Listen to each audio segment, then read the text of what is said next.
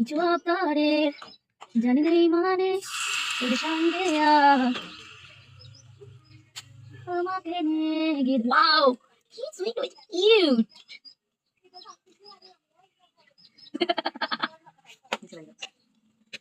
ইয়ে ছিল না জল মানে ইয়া কি বলে এটা গরম হয়েছে তেল বেশি মিষ্টি আর কোনটা কোনটা তিনের কোনটা স্টিল জানিস না এটা কি